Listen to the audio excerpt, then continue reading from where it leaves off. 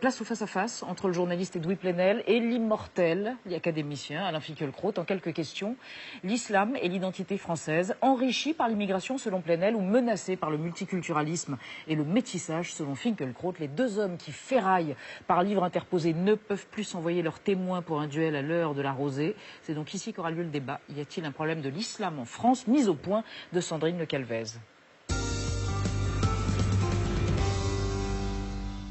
Ce matin-là, Alain Finkielkraut est l'invité de France Inter. 15 jours après les élections européennes et la tuerie de Bruxelles, les thèmes fusent. Montée du Front National, laïcité, djihad et place de l'islam dans la société.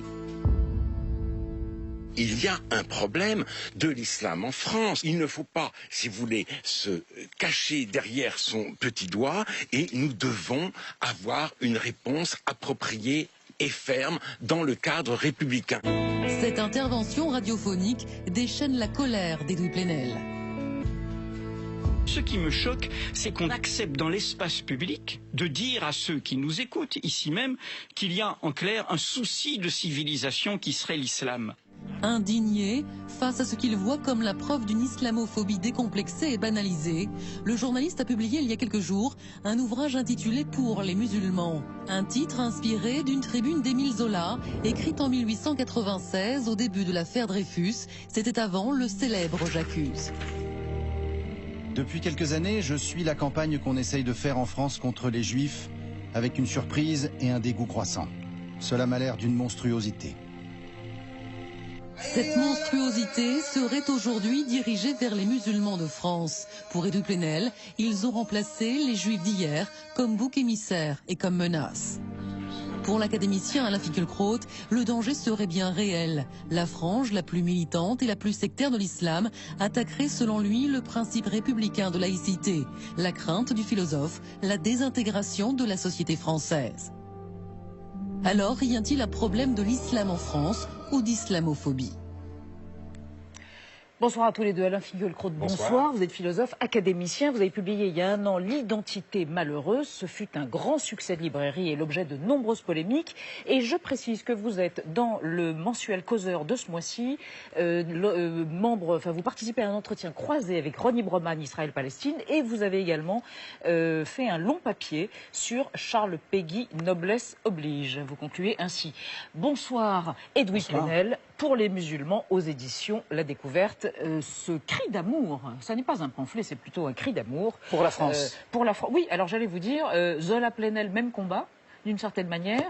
Votre argument principal, c'est les musulmans sont devenus, donc les boucs émissaires endossent ce rôle qui fut celui, bien malgré eux, des juifs dans la France d'avant-guerre pendant au moins un siècle. C'est un livre de raison sensible, argumenté, ce n'est pas un pamphlet.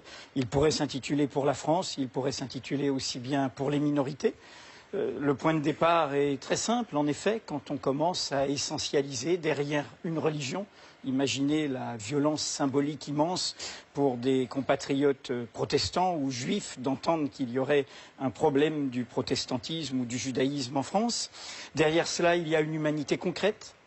Derrière une religion, il y a des gens qui ont un rapport d'origine, un rapport de culture, un rapport de croyance, dans la diversité de leurs appartenances. Donc cela les désigne comme notre problème. Et enfin, ce mot de civilisation dit en clair qu'il y aurait une civilisation, la nôtre, qu'il faudrait défendre contre une autre, qu'il y aurait des civilisations supérieures. Donc en clair, Zola, c'est une résonance, et c'est une résonance sur le mécanisme qui peut conduire à des catastrophes, le mécanisme de la discrimination, le mécanisme de la désignation de bouc émissaire. Il y a toujours un bouc émissaire principal, toutes les minorités après sont concernées. Vous dites on essentialise, ce on recouvre en l'occurrence Alain Finkielkraut.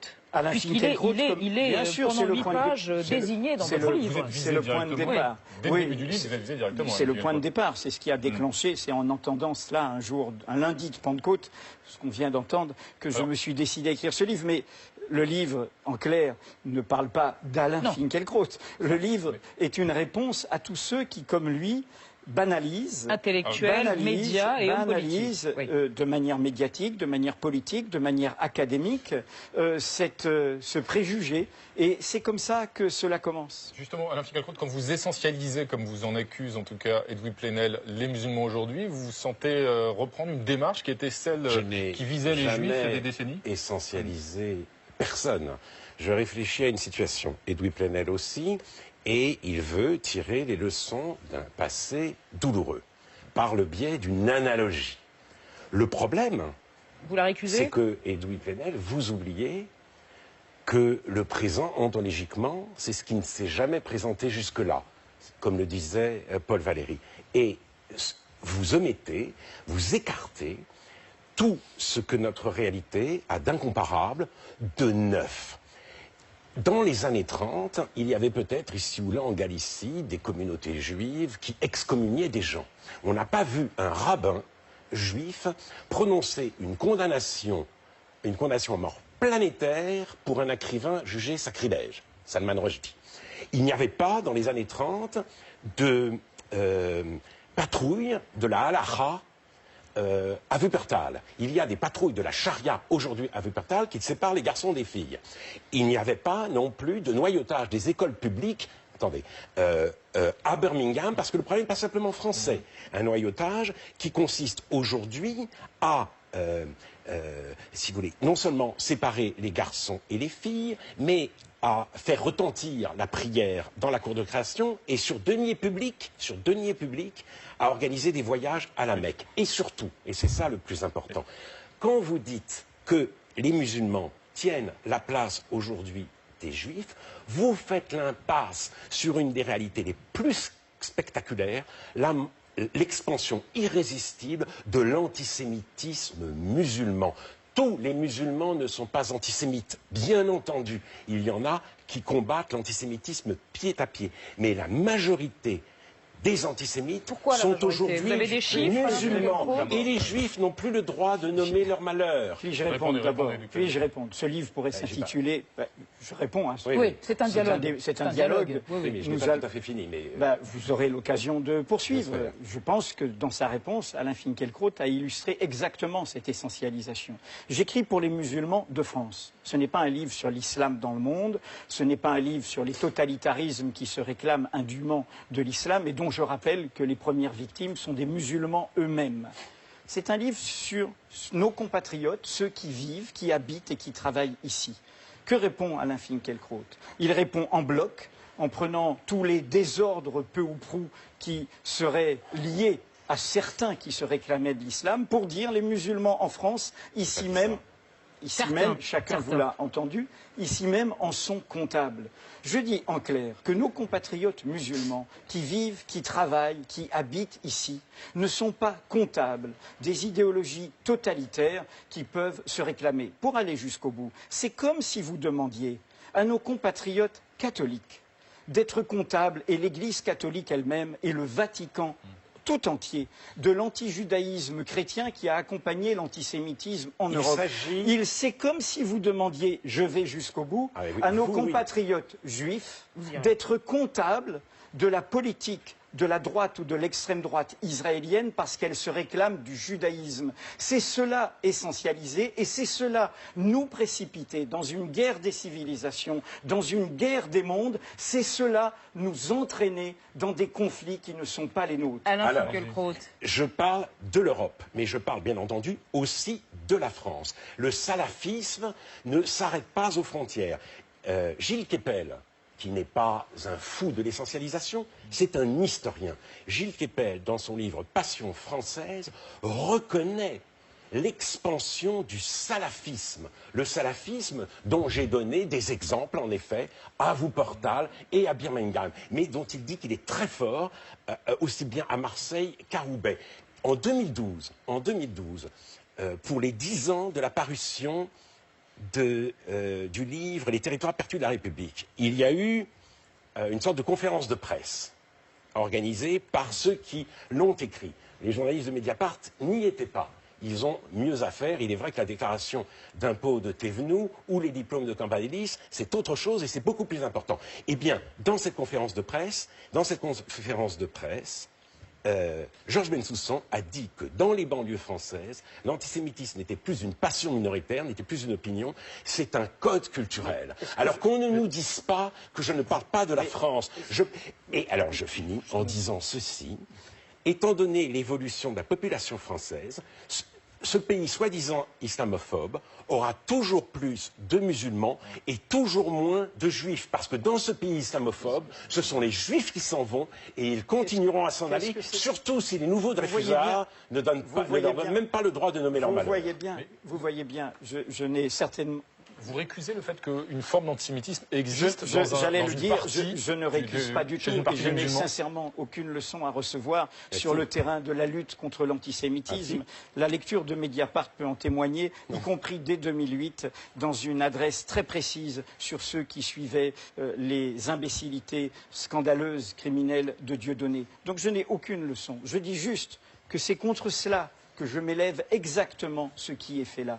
Mettre en guerre la France contre elle-même, mettre en guerre des Français contre eux-mêmes, prendre les musulmans, je n'entends que dire les musulmans et les juifs, et mettre en guerre cela, au lieu de nous prendre tels que nous sommes, dans la diversité de nos chemins et de nos appartenances. Cette guerre des identités, c'est une façon, parce que c'est ça la clé. Quelles sont les réalités derrière? Ce sont des réalités sociales, des réalités démocratiques, et c'est une façon de dissoudre tout cela. Je vous signale que moi, je suis censé dire les musulmans, alors que Louis Plenel a écrit pour les musulmans. Mais j'ai dit moi, j'explique que ça pourrait s'intituler pour les Noirs, pour les Roms, pour les Juifs, pour la France. Moi, je dis que l'antisémitisme musulman est majoritaire. Et je répète que tous les musulmans ne sont pas antisémites. On vous a bien entendu, vous avez bien entendu la première fois. Je vous propose c'est l'obsession. Je vous propose d'avancer pour pouvoir évoquer la laïcité que vous opposez au laïcisme, une sorte de nouvelle religion d'État. C'est en tout cas votre thèse, Edwy Plenel. Et je vous propose de revenir sur la loi française passée à propos du voile intégral, une loi qui a été promulguée en 2010 pendant le mandat de Nicolas Sarkozy. C'est le rétroviseur de Marc-Antoine de Porret qu'ils vont respirer.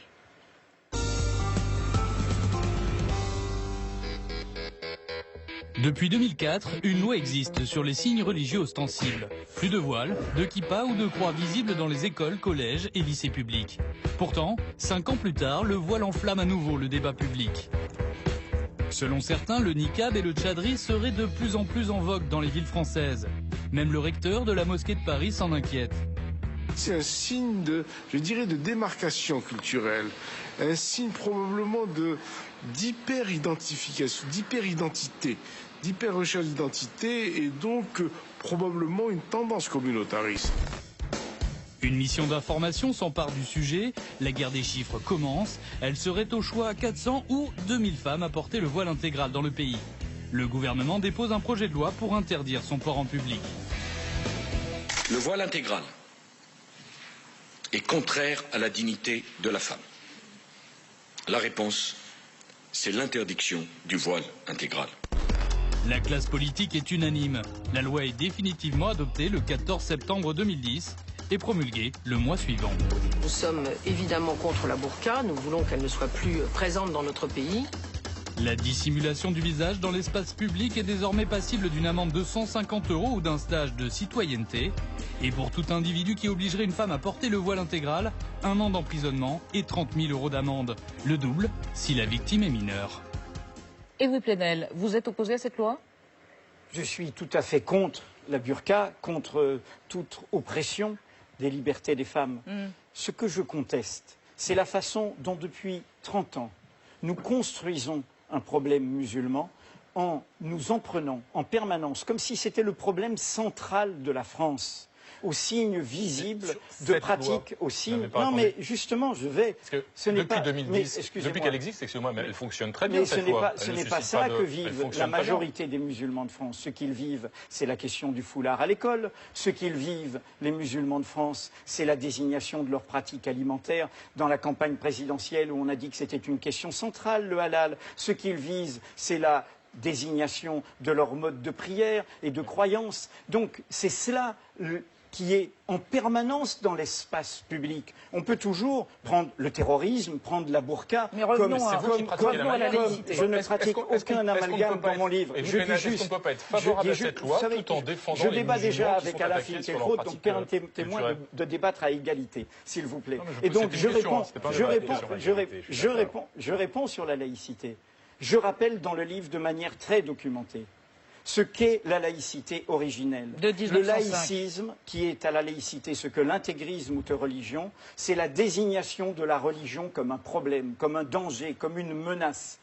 Tout au contraire, 1905, c'est la fin du face-à-face avec une seule église majoritaire, avec une norme majoritaire qui serait le catholicisme, et la reconnaissance de cultes minoritaires, les protestants et les juifs. Nos compatriotes juifs ont aujourd'hui le droit d'être français et juifs, à égalité, à part entière, pas l'un sans l'autre, pas l'un contre l'autre, et j'en suis très fier pour avoir accompagné ce combat. Je revendique la même chose pour nos compatriotes musulmans, être musulmans et français à part entière, à égalité, sans devoir être désignés invisibles, à la comme vous le dites, c'est ça? Et sans devoir être je ne dis pas invisibles, je dis tels qu'ils sont. Oui. Non, je ne dis pas invisibles. Tels qu'ils ont le droit de l'être.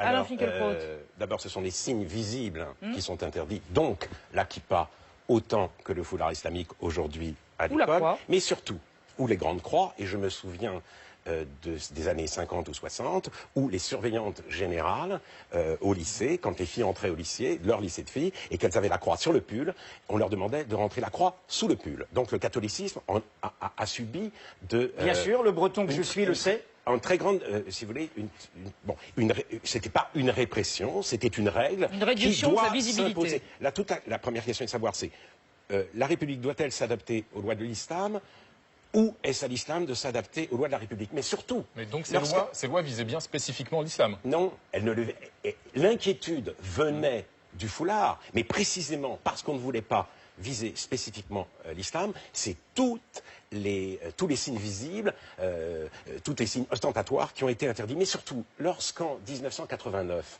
avec Régis Debray, Elisabeth de Fontenay... Il y a 25 ans, donc. Oui, et Catherine Kistler, nous avons publié un texte demandant si vous voulez, soutenant l'interdiction du voile à l'école.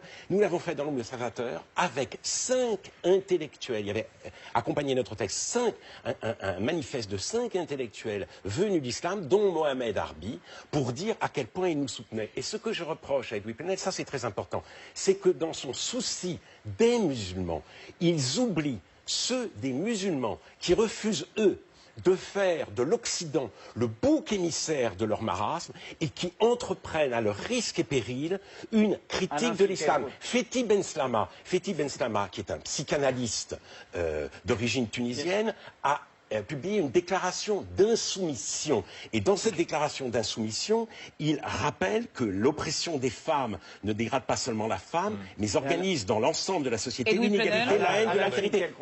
Il dit que le voile islamique, c'est une forme, c'est une manière d'organiser. Non, je veux finir ma phrase. C'est une manière d'organiser, si vous voulez, la séparation des sexes. Et donc, il s'agit, en l'occurrence, d'aider l'islam à sortir de ce rapport-là aux femmes. Comme d'habitude, vous ne m'avez pas lu, je cite longuement Édouard Saïd, qui fait partie de ces intellectuels arabes qui ont combattu toutes les idéologies rétrogrades, religieuses, réactionnaires. J'ai volontairement débattu à l'Institut du monde arabe avec Elias Sambar, qui est un chrétien palestinien français, ennemi de toutes ces idéologies religieuses. Et dans tout ce débat, où il y avait 1000 personnes à l'Institut du monde arabe, il a été dit qu'il fallait développer une conscience critique dans le monde musulman. La question n'est pas là. Derrière cette question où vous ramenez toujours à la stigmatisation, à la dénigration de nos compatriotes musulmans, il y a derrière ça une question décisive, qui est qu'est-ce que c'est que la France ? Et qu'est-ce que c'est que la France ? L'identité. Non, mais qu'est-ce que c'est que la France demain ? Qu'est-ce que c'est que la France dans ses classes populaires ? Dans ce livre, je m'en prends à la gauche, dans son idéologie, où elle se prend cette phrase de Marx, « La religion est l'opium du peuple », en oubliant que c'était une phrase de compréhension du fait religieux. Sur le soupir du désespéré. Quand vous êtes dominé opprimés, exploités. Eh bien, mais parfois, on peut critiquer la religion, néanmoins, Edouard Plenel. Est-ce que j'ai interdit dans ce livre de critiquer la religion? Je dis juste que ce livre pourrait, et je vais vous provoquer, pourrait s'appeler Pour les religions. Parce que je pense, en effet, que ce qui m'importe n'est pas ce que nous croyons séparément et comment nous l'affichons séparément, c'est ce que nous faisons ensemble. Vous parlez de la gauche, pour la mixité. Voilà. Et la mixité doit être défendue. C'est la plus belle des traditions françaises. Elle remonte à beaucoup plus loin que la Révolution. Et il n'y a aucune raison même d'en priver les musulmans. Et je le dis, oui, je ne sais pas si vous êtes pour. Mais... Non, je suis pour. Chacun sa tradition. Il y a d'autres traditions. La jeunesse ouvrière chrétienne, la jeunesse étudiante chrétienne. C'est-à-dire ce que nous faisons ensemble en ayant nos croyances. En ayant Hashomer Hatzaïr dans le mouvement juif, le mouvement ouvrier juif, ceux qui n'ont pas renoncé à leurs croyances tout en faisant un agenda commun. C'est cela qui sera le sursaut de notre pays. Je vous demande d'accueillir Nadia Dam, qui va nous rejoindre dans un instant.